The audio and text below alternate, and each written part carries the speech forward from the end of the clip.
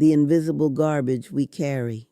There comes a moment in life when you look around and realize that the heaviest things you carry have no weight at all. They are not furniture, not boxes, not suitcases filled with clothes. They are invisible. They live inside your chest, wrapped around your heart, pressing down on your shoulders with a force that no doctor can measure and no surgery can remove. I am 102 years old, and I am telling you right now, with full honesty and complete clarity, that the most powerful thing I ever did in my entire century of living was not building a house, not raising children, not surviving wars or famines or losses that broke me into pieces. The most powerful thing I ever did was throw away the invisible garbage I had been collecting since I was a young woman.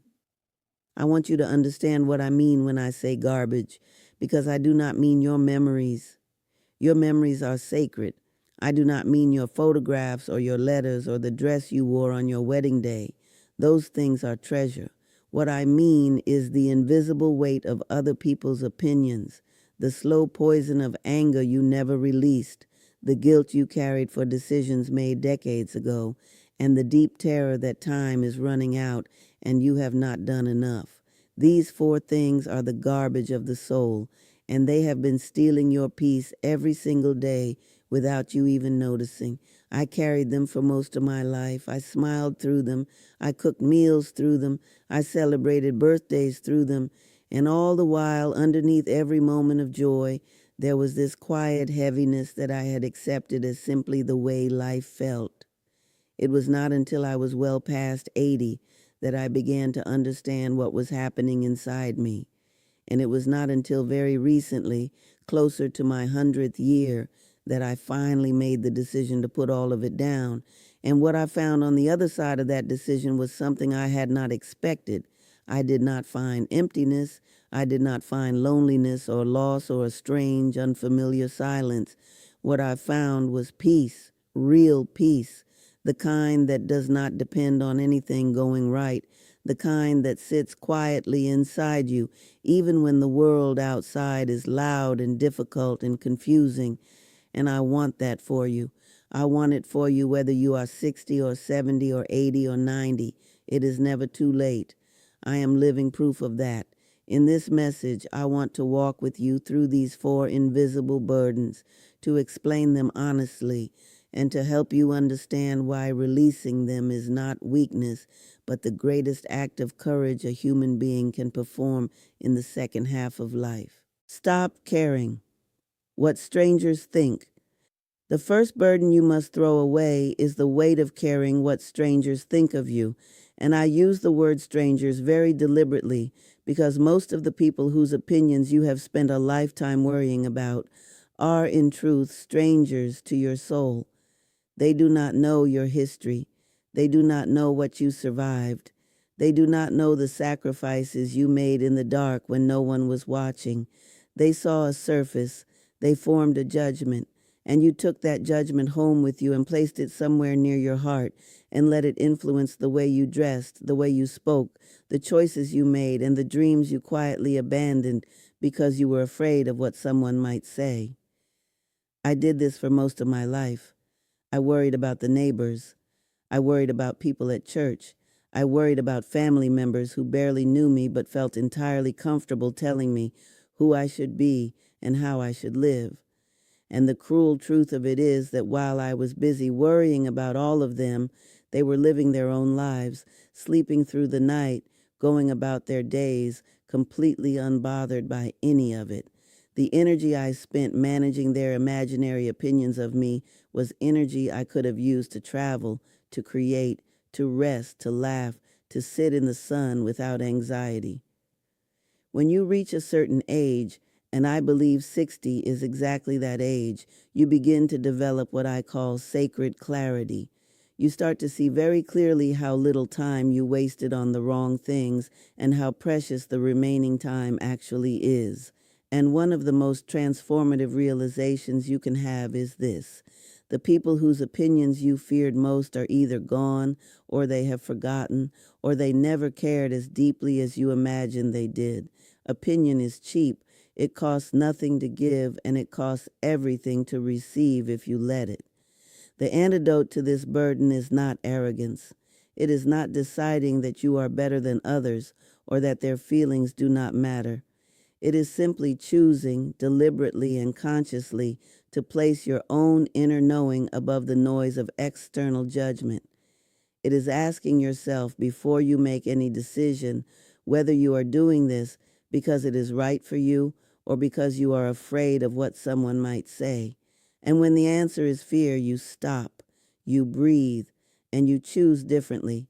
That is the practice. It sounds simple, it is not, but it becomes easier with every repetition, and the reward is a freedom so profound that you will wonder how you ever lived without it. Release people who poison your peace. The second burden that must be released is the weight of holding on to people who poison your peace. And this is perhaps the most difficult thing I will say to you today because it touches the place where love and pain are most deeply intertwined. We are taught from the very beginning of our lives that loyalty is a virtue, that family is everything, that you do not abandon people who are struggling, that you stay, and there is great truth in all of that.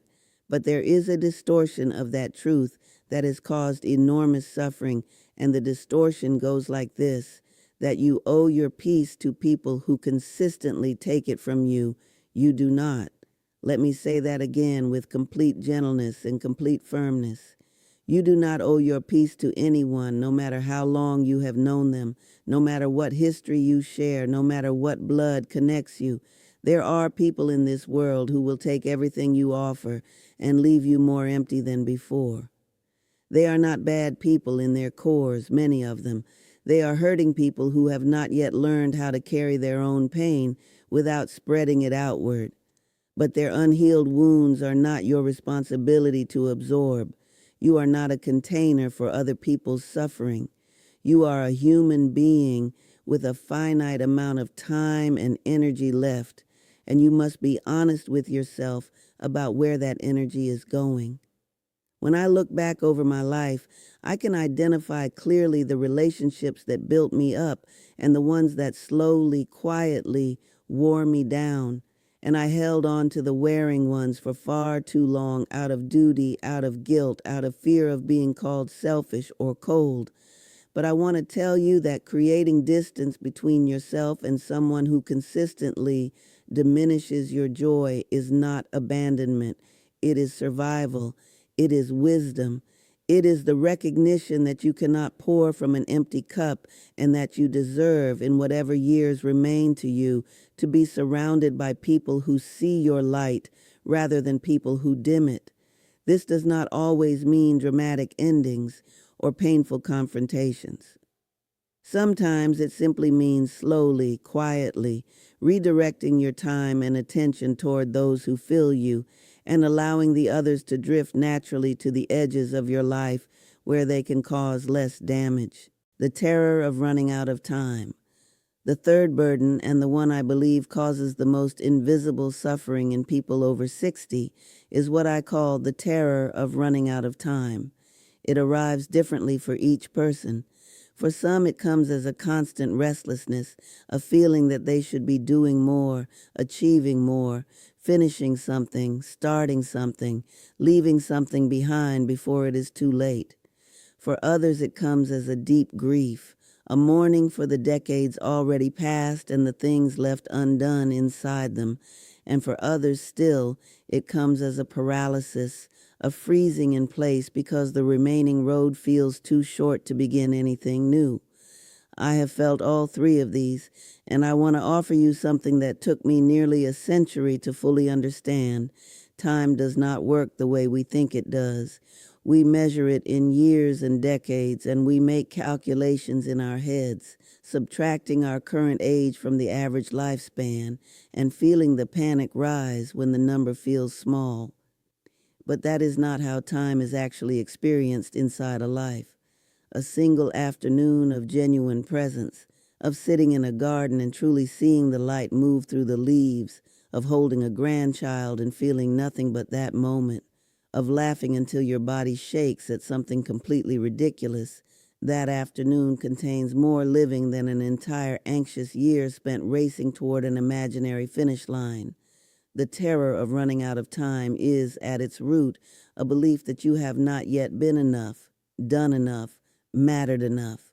And the release of that terror begins with the recognition that you have always been enough, that your presence in this world has always mattered, that the quiet moments of connection and kindness you have offered over your lifetime have rippled outward in ways you will never fully see or know. Peace is not a reward you earn at the end of a productive life. It is something you choose right now in whatever moment you are standing in. The weight of old guilt. The fourth burden is the one that perhaps binds us most tightly to our past selves, and that is guilt. Not the healthy kind of guilt that motivates repair and growth, but the old calcified guilt that has long outlived its purpose, the kind that has been sitting in your chest for so many years that you have almost forgotten it is there, only noticing it when something reminds you of a decision you made, a word you spoke, a person you hurt, a moment when you were less than you wished you had been. We all have these moments. Every human being who has ever lived has done things they regret. The difference between a person who carries guilt as a weight and a person who carries it as a teacher is simply this.